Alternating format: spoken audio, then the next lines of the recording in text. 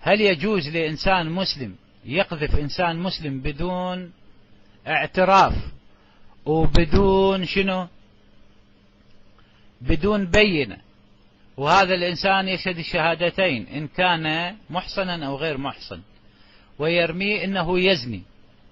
هذا الإنسان الذي يقذف أخوه المسلم الذي يشهد بالشهادتين، أحسنت، فما هو حكمه يا أخي بداوي؟ اسمعوا أخوان ما اللي تقولوا له هذا، تفضل. في صوت. الحمد لله رب العالمين. هناك حدود في الشريعة الإسلامية، وقد أقر بها كل من السنة والشيعة. وأما حد القذف للمؤمنين فأنه واضح جدا جدا.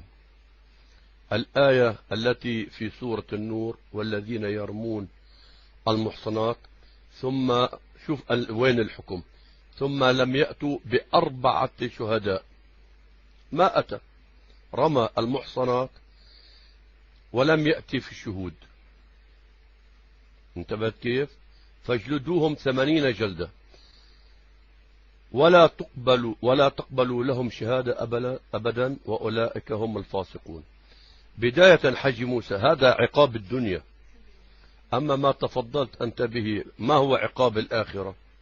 هو اللعن. صحيح كلامك.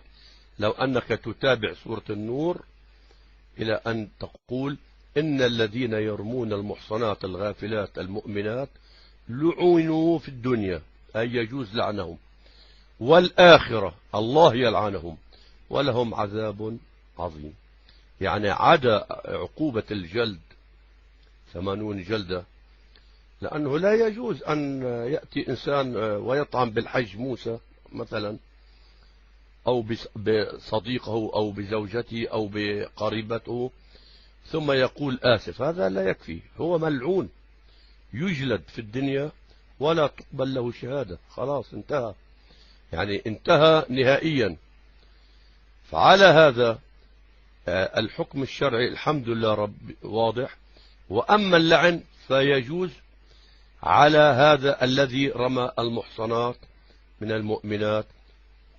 فلا أعرف ما هو سبب سؤال حج موسى الذي لا يغفل عن هذه الأحكام الإسلامية. لابد أنه يوجد سبب، والله لا أفقهه. تفضل حج موسى، المايك معك. حياك الله. بداوي، هو القذف مو فقط للمرأة ومو فقط للمحصن، صح لو لا؟ حياك الله حبيبنا في الجناح، مبروك عليك. والرجل شلون؟ وإذا قذف رجلا شلون؟ يعني مو بس للمرأة، وإذا قذف رجلا شلون؟ نفس الحكم؟ تفضل. نعم يا حج موسى، نفس الحكم يا أخي. لأنه في هذه الحالة يجب أن تتخيل، لا قدر الله لا قدر الله لا قدر الله، أنك أنت رميت أو أنا رميت بتلك، وأنت عندك بنات متزوجات، وعندك خوات، عائلة، يعني عائلة، ولك نسايب، يعني أنت ماخذ ابنك ماخذ من جماعة، وأنت طعنت في ذلك، وإلى أن تظهر براءتك أخذ الموضوع سنتين، أخذ الموضوع سنتين، ثم ظهرت براءتك بإذن الله تعالى. شو يعني؟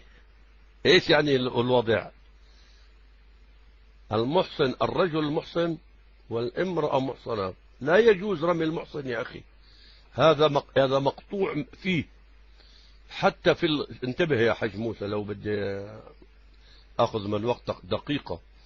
حتى في القوانين الوضعية، صور، في القوانين الوضعية وليست في القوانين الإسلامية، إذا شخص طعن بشرف شخص معين فأنه من حقه أن يجازيه بالادعاء بالحق الشخصي، هذا من ناحية قضائية، ثم يأخذ منه هذا الحق. يعني يجب أن، طبعا حقوق في المحاكم المدنية أو الحق المدني لا يوجد هناك جلد، بل يوجد هناك أشد من الجلد. أنا أعرف واحد إنسان عادي تهمة زور في ذلك الوضع، فأخذ من السجن للذي قذف به سجن شديد، ومن ثم تم تعويضه ماديا عن ذلك. ولكن هذا يوجب اللعن على من ثبت عليه قذف المحصنين سواء من الرجال أو النساء. ليش الرجل ما عنده شرف يا حاج موسى؟ شو هذا الكلام؟ تفضل أخي موسى. حي الله بداوي. يعني هذا الذي يقذف الناس بالزنا يجوز لعنه. أنا إجاني فايل أريد أسمع الناس واتهم تسمع ونشوف النتيجة شنو. رمزان اقعد بمكانك.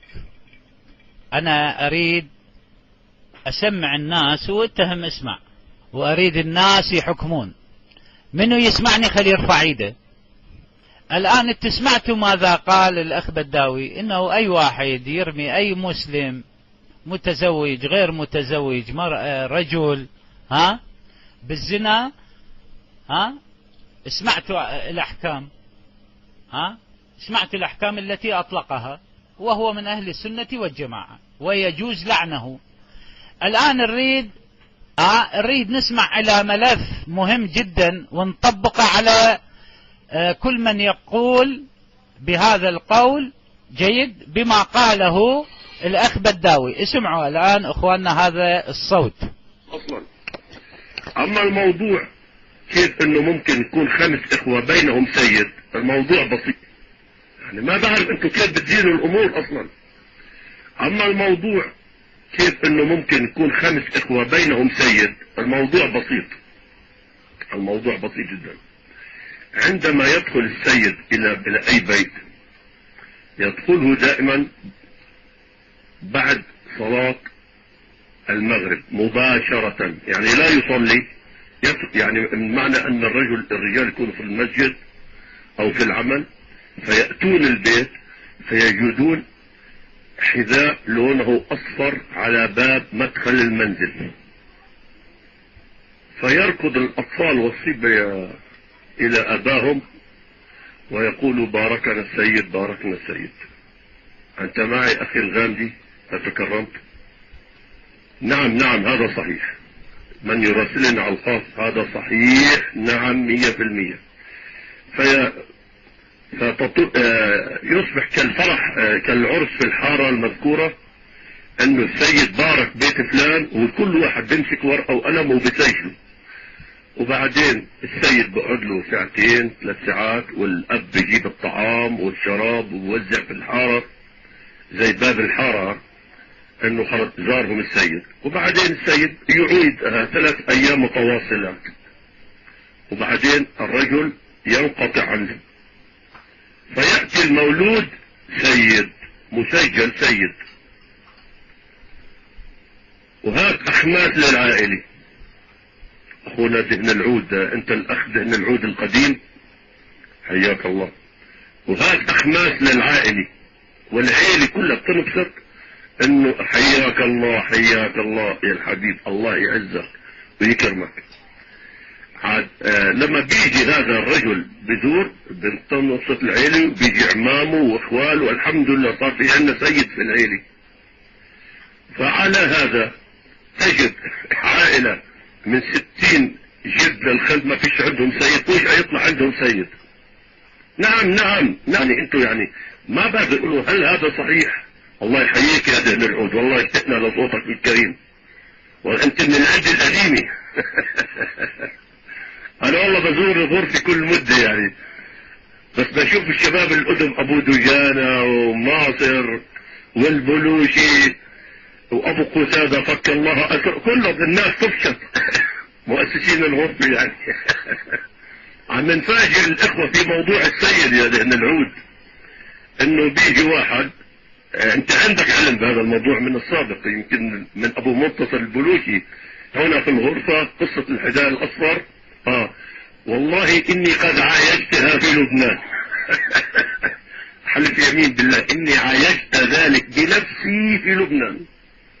زارتهم البركة وهات يا الدربكة، والسيد بيطلع منتعش من داخل البيت ومبسوطين جماعة. ايش يعني لما بصير يفوت عليهم، انت ايش لك دخل يا الغامدي؟ هذا حسد منك، يعني انت يا الغامدي حسود، واحد صار عنده سيد في البيت، انت ايش لك دعوة؟ تفضل المايك معكم. سمعتوا اخواننا؟ فانا اريد الكل يرفعون ايديهم ويقولون اللهم العن البداوي، لان هو قال يجوز لعنه. ها مو قال؟ الآن